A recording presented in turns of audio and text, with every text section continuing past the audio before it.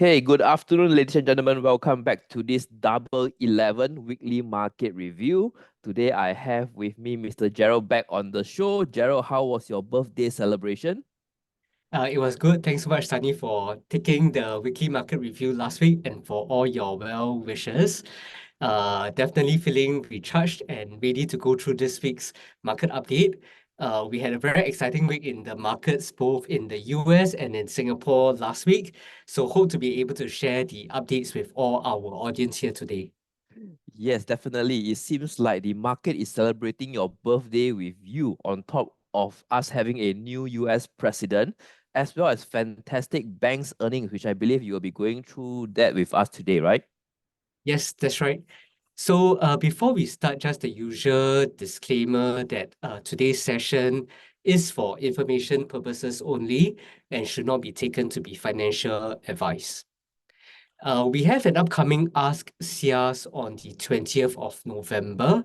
That's next Wednesday. And if you're keen to ask Sunny questions on technical analysis, ask your questions on how particular stocks are reacting to some of the market developments, then scan this QR code to register, and registration will close on the 18th of November. If you find the weekly market review helpful, do leave us a review on Google. And to join SIAS as a member, you can either go to this website, sias.org.sg/membership, or scan the QR code. And as a SIAS member, you'll be able to gain access to various online resources as well as investor education programs. Okay, so the good news for stock investors last week is whether you're looking at the S&P 500 or the STI, it was a very good week for the stock market. The S&P 500 exceeded 6,000 points last Friday before closing just slightly below that level. Okay, we see that the rally is broad-based across Dow Jones, Nasdaq, the small caps index, and likewise in Singapore, we see the STI exceeding the 3,700 levels with a 3.6% gain in the past week. Okay, I think what many of us were looking out for was the US elections. What we see based on the vote count is that Trump has won the Electoral College with 312 votes as of the latest that I saw being updated. So that effectively would put him in line to be the next US president. And I think that is what the market was really looking at in turning more optimistic on the markets. Okay, the other key development that we saw was the cut in the interest rate by the US Federal Reserve. After the 0.5 points cut in September, we saw a further 25 basis point rate cut in the November meeting. So that was widely in line with expectations. But more importantly, we see that the election did not actually affect the US Federal Reserve trajectory on the interest rate cuts. Okay, what was notable is that despite the rate cut, we saw that the election of Donald Trump as the next US president actually led to a further bounce in the US bond yields. If you have been following our weekly market review, you have been noticing that I have been highlighting this point over the past few weeks, which is that from a low of about 3.6%, the US 10-year government bond yield has actually rebounded to above 4.4% at some point last week, especially after the election of Trump. Okay, why has the election of Trump actually led to a further bounce in the bond yields? Part of the reason is that a lot of the policies that he has proposed would be seen to be more pro-growth. This will come through from some of the tax cuts that he has actually talked about. And as a result, there are concerns that this will also help to drive higher inflation. And with that, bond yields will have to remain more elevated to keep inflation under control. Okay, so that is another key development. While the US stocks actually rallied, we actually see that bond yields have continued to go up in the past week. Okay, moving to the Singapore market, we saw that the STI was actually lifted by very strong performance by the Singapore banks. UOB was up more than 10% last week with an 11.2% gain. DBS was also up close to 10% with a 9.4% gain. Okay, OCBC trailed slightly behind, but even then it was a remarkable 5.8% gain. So we see that the Singapore banks have been performing very well, especially with the earnings that were reported. Okay, on the flip side, we see that the REITs were actually having a bit of a pullback. In terms of the STI top losers, quite a number of the Singapore REITs here, including Mapletree Pan Asia Commercial Trust, Mapletree Industrial Trust, Fraser Centrepoint Trust, and Fraser's Logistics and Commercial Trust. We also saw Genting Singapore having a 6.5% decline in the past week after the company reported weaker than expected earnings at the back of the fact that the luck factor did not actually work in its favor in the past quarter, and that some of its gaming revenues actually saw a decline.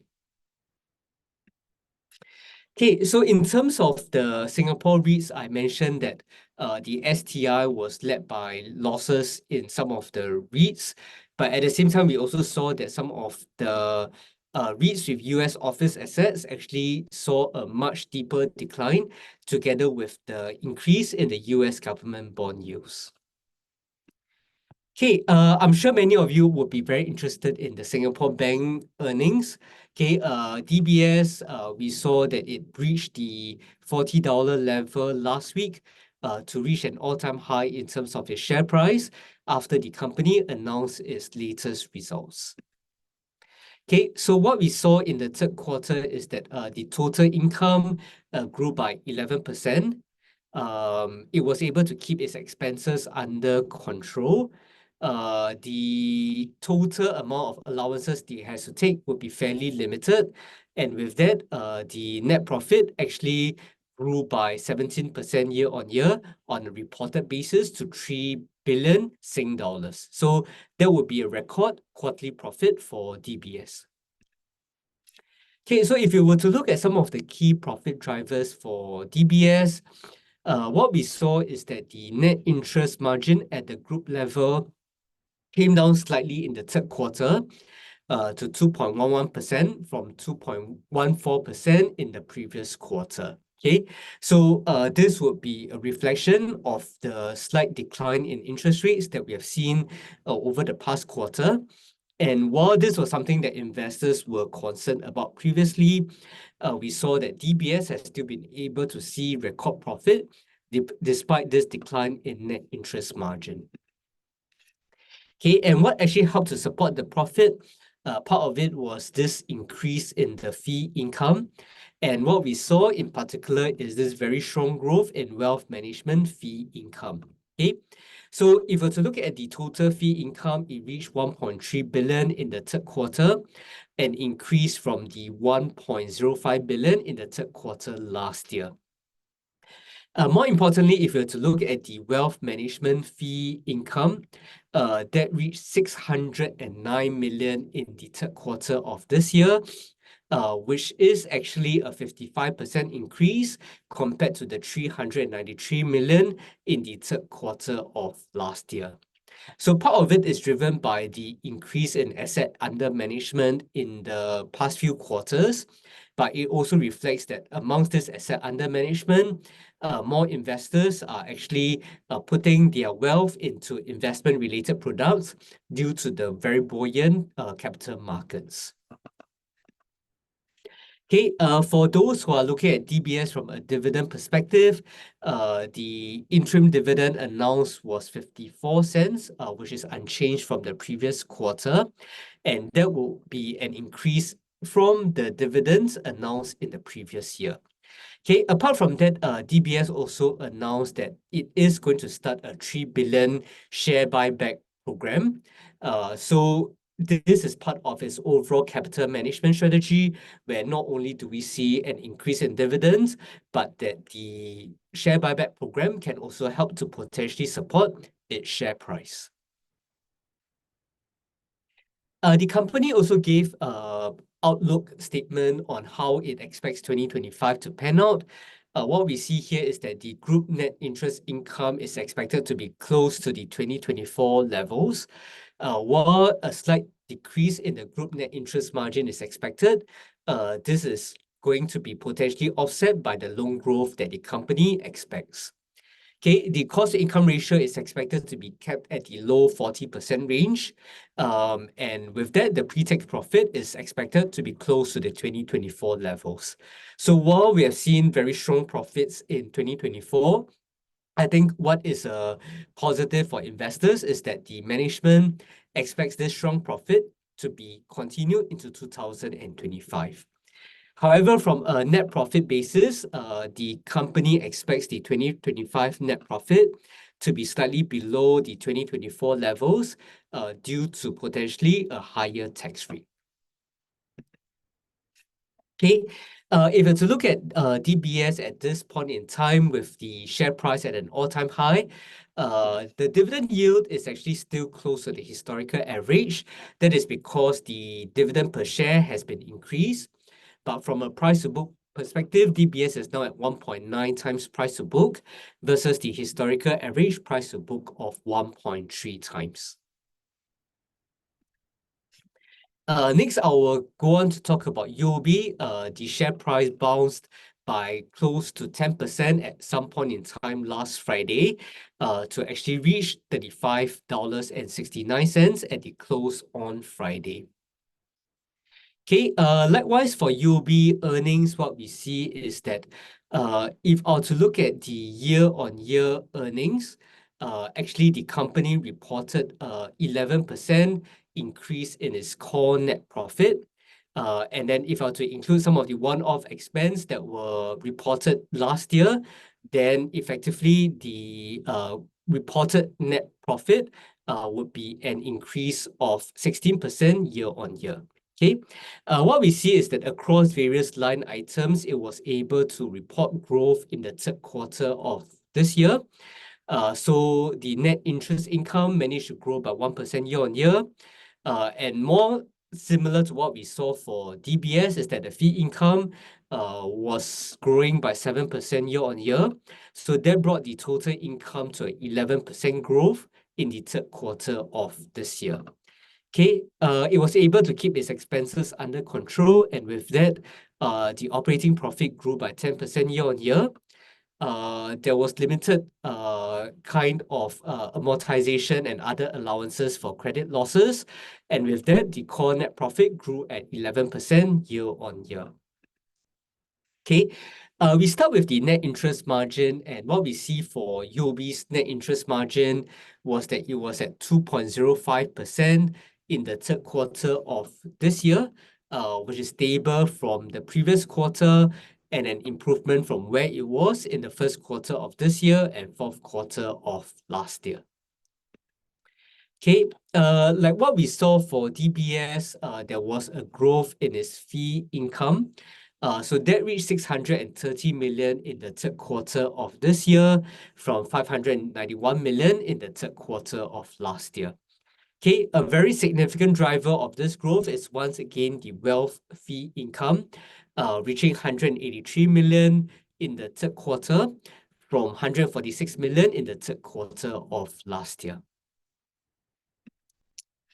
Okay, in terms of the outlook that UOB provided for 2025, they expect a high single-digit loan growth, double-digit fee income growth, and with that, a higher total income for 2025. Okay, so that is effectively a fairly positive outlook for the next year.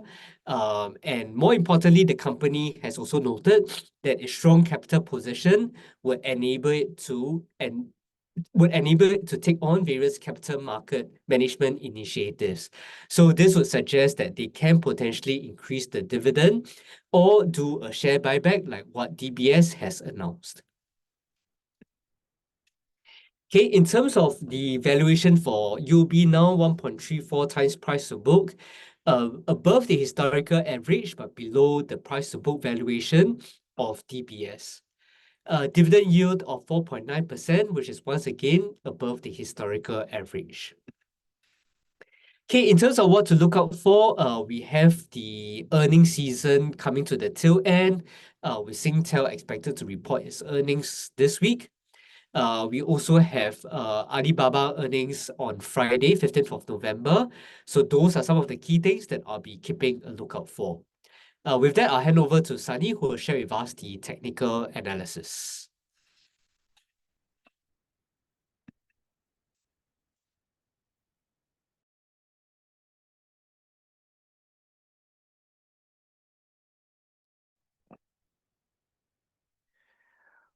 Okay, thanks Gerald for the updates on the Singapore Bank's earnings. The shares of the Singapore banks as of this Monday mornings are still rising up. DBS is up 0.8%. OCBC is catching up with a 2.62% gain this morning on 11 November, and UOB is also up 3.22%. Okay, so they are all carrying the STI index up higher now. Okay, let me start with the US indices first. So last week, we had the US presidential election, which was closely watched by a lot of people, including traders and investors. And all three US indices actually closed at a record close as of last Friday. So last week, while I was watching the US election, which happened on last Tuesday, I saw that Trump was gradually taking the lead in the polls, and markets sort of started to react positively. So as of 31st October, I actually liquidated all my position in my portfolio. A blog post on the Mumu platform, which is one of our partners, which I regularly share on some of the trades that I take. So on Tuesday, I actually allocated another 10% back to the US indices. Okay, so what happened then was you can see that the US indices actually had a big jump after Trump was announced the winner of the 2024 US election, and markets sort of also start to push higher for the next few days as well, until we have a new all-time high and a new all-time close on Friday. So on Friday, the Dow Jones Index actually briefly traded slightly above the 44,000 level, but just closed slightly below that at 43,989 points. So I would say that you can see that the top of the candle wick on Friday suggests that there might be some selling pressure there already, or some people might be taking profit on Friday itself. So I would say that the near-term resistance of the Dow Jones Index has already been touched and challenged, and likely I would say the highest level that we would go to in the near term will be the 44,100 level for the Dow Jones Index. We do not have any reference of this level in the previous period. And going forward, the 44,000 handle could become the new support level for the Dow Jones Index going forward. Okay, so why do I say that? Because according to the indicators, you can see that the MACD is still having a very strong positive reading, which means that the uptrend momentum that we observe right now in the past week is likely going to continue this week, and hence my projection of another about 100 plus points higher for the Dow Jones Index. The RSI, the latest reading last Friday at 68 points, is about 2 points away from the 70-point overbought level. So if we cross that level, we are technically going into the overbought region, and that could mean that we could see some kind of a technical pullback happening.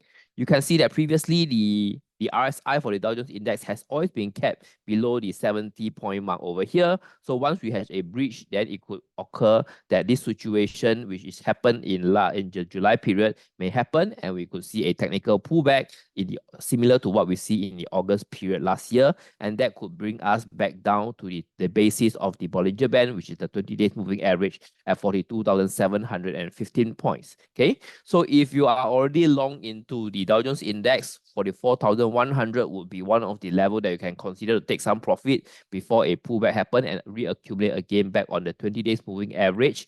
And if you would like to take profit now, there is also it's also a very prudent measure. Okay, I am also thinking of liquidating some of the 10% that I allocated last week if the Dow Jones Index try to test the 44,100 handle, and next year we will be positioning ourselves closer to the 42,700 points level.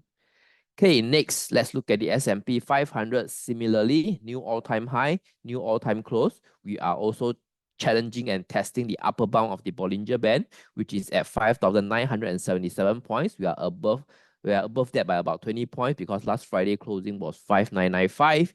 On Friday session, we also slightly traded above the 6,000 points to the high of 6,012 points. So similar kind of candle wick formation at the top. That means that there is some selling and profit taking over there. The MACD indicator is also still very positive, so the rally will continue for this week. And the RSI is at 68, is also a identical kind of formation in line with the Dow Jones Index. So I would say the S&P 500, if I'm going to look for some reference level, I could also reference the futures projection, which is now the December month for the E-mini S&P futures at 6,035 points. So this is one level that you can consider to take some of the profits off the table. But similarly, I believe the 6,000 level could become the new support level going forward for S&P 500 in 2025, and hence above that 6,035, 6,050, that could be a level that you could consider to take some profit off the table before we retrace back to the 5,832 points level, which is the 20 days moving average, and we accumulate again. So the 20 days moving average, you can see the black line here, which is the Bollinger Band basis, has always been the level that I have been advocating for this year. Whenever it starts to challenge this level, starts to take in some position, and if it goes to the 50 days moving average, then you can average more over here. Okay, so same strategy going forward, nothing changed, and we are just testing the resistance level. So expect a technical pullback in the next few weeks. Lastly, let's move to the Nasdaq Composite Index. Same thing, all-time high, all-time close. The high is now at 19,318 points. Okay, so it is slightly lagging among the performance of the three US indices on Friday, but on the week as a whole for the US indices, the Nasdaq was the best performer, up by 5.7%. The Dow Jones and the S&P were up 4.6% respectively.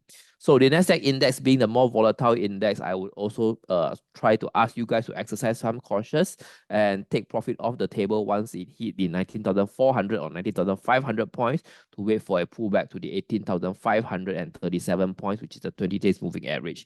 We are still seeing strong momentum in the MACD indicator, so we will still push slightly higher. And the RSI at 68 is 2 points below the 70-point overbought mark. So the last time we saw the RSI of the Nasdaq Composite Index hit the 80-point level was in the July period, and then we had a massive pullbacks on the Nasdaq index happening. So I'm just trying to be very cautious now, especially on the US market, because after the presidential election last week, there is definitely a lot of euphoria right now, a lot of lofty bets that were placed on the US markets because of the Donald Trump win in the US election. And I do expect markets to return slightly back to their fundamentals. And hence, in the next few weeks, we might see a technical pullback. And I look forward to update you here on the weekly market review. And lastly, let's move on back to the STI index. Similarly, we have that big jump, partly because of what happened in the US, but more importantly is what the bank's earnings is about, okay? So the bank's earnings, which were fantastic this week, as what Gerald went through earlier, the STI is now just 5% away from the 3,900 points that we saw in October 2007, okay? For the past 1 week, it is up 4.8% to 3,724 points. Today, we are up another 15 points right now at about 10 a.m. Singapore time. So the STI now within the 5% mark of the 17-year high is also a little bit stretched. And the candle wick at the top of the formation today, if it closed like that today, is another indication that, hey, there is a lot of optimism being priced into the market right now. And given that what Gerald went through just now, the bank's earnings, the share buyback that DBS announced, which in the sum of about 3 billion, that is likely going to hold up the STI index for some time. So where is likely going to be the STI index support level? You can use the previous resistance level, which happened on the 24th of September. And that is around the 3,650 points or 3,652 points level. This could become a resistance turn support level for the STI going forward. So if you want to get into the STI index, I would sort of recommend that you wait for a pullback towards the 3,650 points level before considering an entry into the STI index. Okay, so the 20 days moving average of the STI index now at 3,611 is starting to trend up. And I believe that in the next few weeks, it will try to trend up towards the 3,650 points level. That will give more support to this critical level as well, which I believe a lot of traders will be watching. Okay, MACD positive reading, so we are still expect it to trend up this week, and RSI has already gone into the overbought level, so a contradicting signal on the indicators, meaning that there is likely going to be no direction going forward for the STI. Hence, if you are in the money, if you have some profits, to take the profits off the table and wait for a pullback to 3,650 points to accumulate further on the STI index. Okay. So that's all the updates that I have today. Any more interesting things that will be happening this week and next, Gerald? Yeah, I think we are still at the tail end of the earnings season. We just saw SIA reporting last Friday, and we saw some of the reaction to its share price today. So that's something that we'll share with our audience in next week's weekly market review, together with other companies that will continue to be reporting their earnings this week. Yes, so still a lot of things happening going to the earnings seasons. We got SIA earnings, so Genting also announced their earnings last week as well. So we could be going through some of those earnings reports with you next week. So do stay tuned to our weekly market review, and we will see you next Monday, same time, same place, right over here. Goodbye. See you.